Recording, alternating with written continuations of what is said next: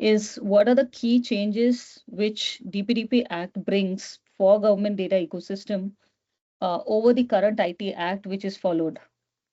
I think,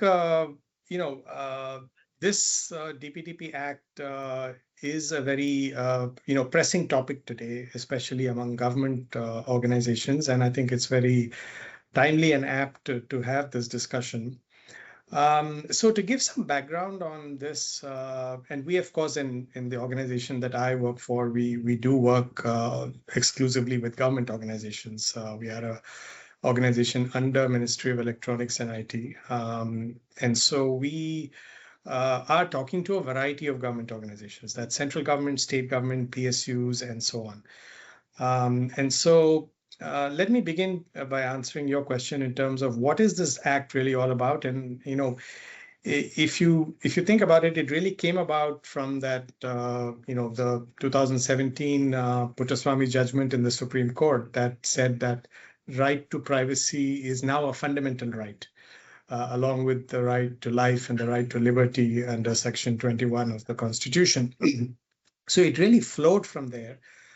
Europe had a GDPR, which came shortly after that Puttaswamy judgment, but then India took a little more time to look through, how to bring about this type of an act, this type of a privacy protection act in India. And so ultimately, it was passed in 2023.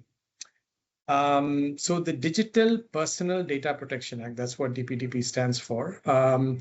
We've always had an IT Act.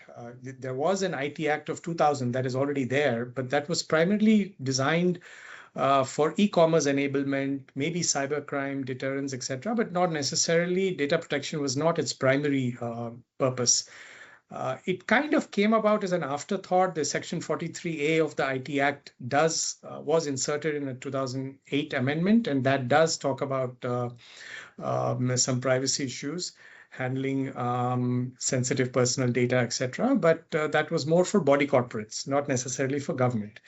So this DPDP Act actually is India's first purpose-built, rights-centric data protection law.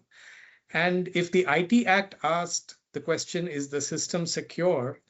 The DPDP Act asked the question, is the citizen's right being respected? So that's sort of a structural reorientation from sort of an asset protection to an individual rights protection.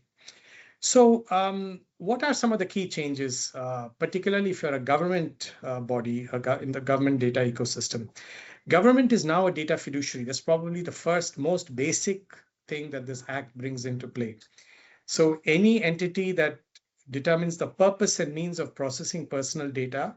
So now there is no blanket sovereign exemption for routine processing.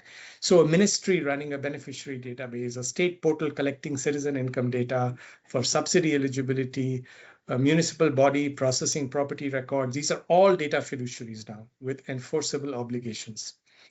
Under Section 4 of the Act, there's also purpose limitation and data minimization. So government agencies must now articulate a lawful specific purpose for every data collection activity. This is a direct operational requirement and also will present a challenge for a lot of government organizations. For example, the PM Kisan scheme holds Aadhaar-linked agricultural data for 112 million farmers across multiple databases. Under DPDP Act, each data set must have a documented purpose, and data collected for DBT cannot be repurposed, for example, for a political outreach or unrelated policy analytics without a fresh legal basis. A third key change is under Section 6 of the DPDP Act, where consent requirement is now there, which is not there in the IT Act per se. So where no legitimate use ground under Section 7 applies, even public agencies must obtain free, informed, specific, and unambiguous consent. And for government portals, for example, that offer value-add services or non-essential services, now it requires a sort of architectural separation of consent flows, etc. So consent becomes a key change as well. Another area is, of course, a mandatory breach notification. So this Under DPDP Act, there's a 72-hour period under which the affected data principals, the ones providing the data to the fiduciary, must be notified of the breach. Now, the IT Act did not have any equivalent government-facing disclosure timeline. So to put this into context, in 2023, we had the AIMS Delhi ransomware attack, where compromised data of approximately, I think, 3 or 4 crores of patients were compromised. And yet, at that time, it triggered no mandatory citizen notification under that law. But under DPDP, that's not permissible anymore. You have to notify, and the liability, the penalties can go as high as 250 crores.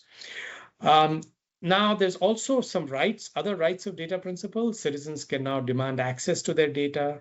They can ask for corrections. They can ask for erasure, subject to legal retention guidelines and also grievance redressal, etc. So government agencies must now build these capabilities that perhaps previously they did not have. And there's a lot of financial penalties. So these are some of the key changes that have come about. And I think a lot of government organizations are really grappling with these changes. They know they have to implement it across a wide array of a lot of their systems and legacy systems that they have. So that's really what the process that they're going through.